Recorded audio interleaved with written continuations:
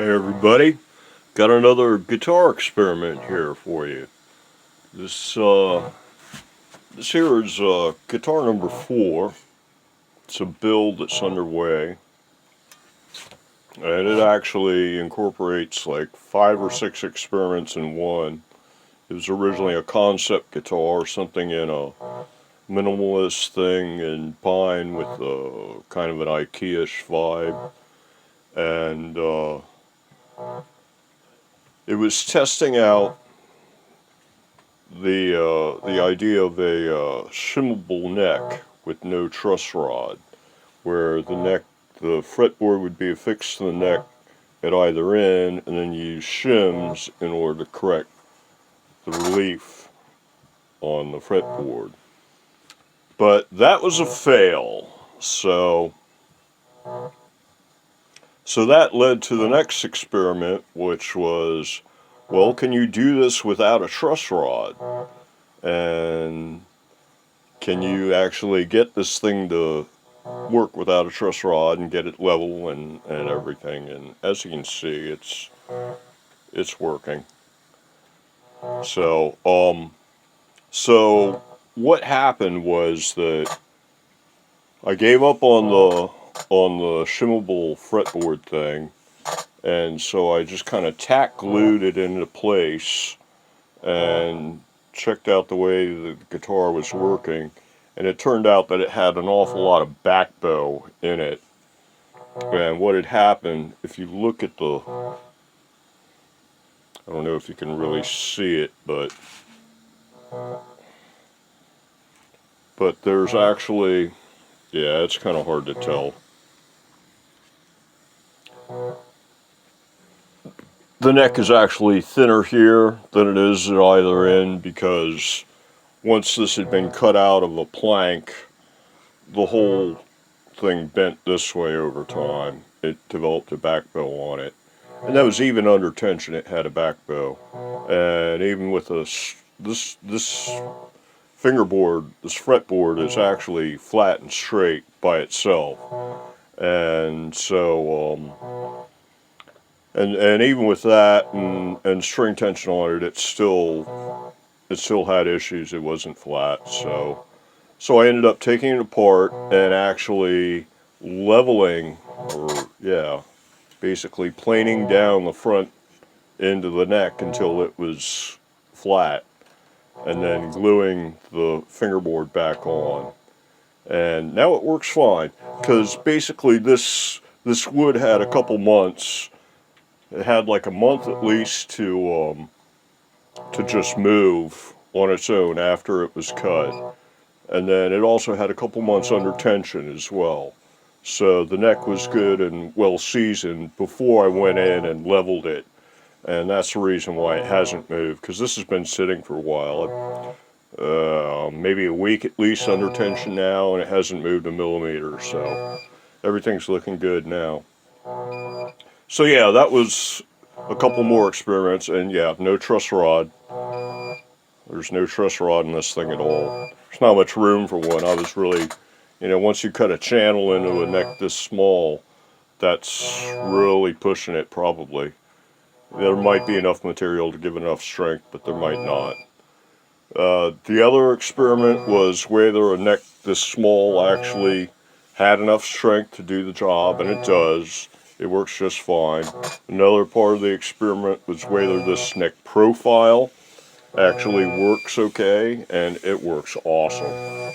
It's great. You've got enough spine back here that you feel that you've got a guitar in your hands, but you've got less material than aluminum spine neck. You've got less material than one of those V trapezoid wood necks. So yeah, this works really, really good. The only downside being that it doesn't have a truss rod, so I don't really think it's a viable design. I've got some carbon fiber tubing on the way in order to do something like the aluminum V-necks with carbon fiber, like replace this wood with carbon fiber. And but I suspect that all that's going to do is just kick up the cost by about $20 a neck, and for parts. And right now it looks to be about a wash between just buying a prefab neck and modding it into a trapezoid no head or whatever, and buying the angle iron and the frets and the slotted fretboard in order to make an aluminum V-neck kind of a thing. It's about the same cost, and then you still have the labor of carving the V-neck profile or trapezoid profile versus the labor of having to fret and glue together an aluminum V-neck. So it's about a wash, and each one works out to about $35 in parts plus labor. So, and then this is, you know, another option, but no truss rod. I wouldn't do this. I'd just modify a regular neck instead, because it's already got a truss rod in it. And carbon fiber, the aluminum V-neck is plenty strong enough, as you know, as is the wood. Once you put a truss rod in order to keep things straight, because wood moves in climate. Metal and carbon fiber don't really. So yeah. So a modified wood trapezoid with a truss rod in it is a cost-effective solution that's viable. You know, and it gets you pretty much the same thing. This has a little bit of reach. There's like more room for this part of my hand. These knuckles or pads right here. There's more room for them when I'm trying to reach around because of this divot here. There's no material in there, and that fits nicely in that groove. So it's got a real great feel to it. So in general, this kind of a design, some kind of a spine made of something, and just a fretboard. Basically like a Gittler, sort of.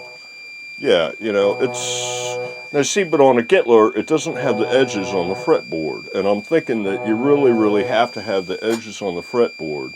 You know, even if it was a hollow fretboard and just had frets going across it. But you need the edges on there to give your hand something to slide up and down against.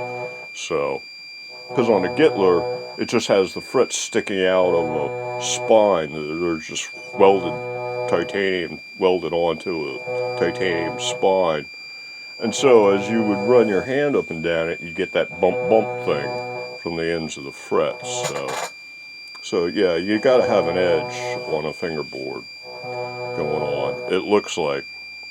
But let's see, the other things that were experimental on this was no heel at all. It's just spine all the way up to the 24th fret. There's no heel at all, which gives you ultimate access. I mean, you've got really great access here. So, yeah, and it gives it, and there is no handshake, really. The handshake, this is the handshake. It's the same as all the rest of the neck profile. And the attachment, since it's a glue together, what I did was I took the depth pickguard block and I made it one piece with the spine neck, and then that gives you a large surface on the depth pickguard block to glue it to the body. And then another experiment was using super glue for all the glue joints on the guitar. So this is super glued on, and the neck is super glued on to the body. These are both super glue joints, and they handle string tension just fine, no problem. So yeah, have no fear, super glue's here. And I think that's it. Let's see, it had the shim fretboard failed. I've given up on that concept. Just put a truss rod in it, or go aluminum or carbon fiber. Basically, is what it looks like are the choices. If you do something with no truss rod, then cut it, give it time, let it move, and then make it straight. And then and then it might work. You know, as long as you keep it in a relatively same climate, it should not move too much. And you know, there were and still are guitars that are made without truss rods. So, but me personally, I'm thinking if you're going wood, you should probably have a truss rod.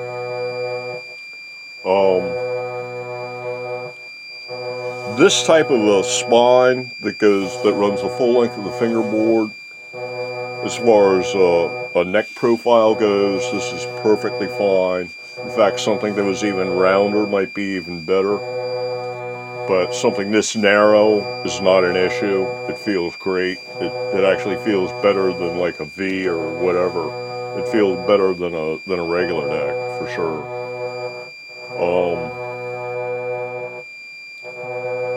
And the fact that it's got no heel at all, I mean, that's super awesome. That's just, you know, that much more reach you've got at the bottom, at the top end here.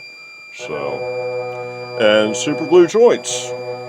Works like a charm. Takes, you know, very, very little setup time. You don't need a whole lot of clamps or anything. You know, so it's a really, really cool, fast option compared to, like, you know, traditional wood glues. And just, you know, do your normal gluing thing and make sure you've got a surface it'll adhere to, and that's about all there is to it. So that's going to cover the experimental stuff on this thing. Like I said, this one's still a build in progress, so I've still got I think the next thing is it needs to have the frets leveled.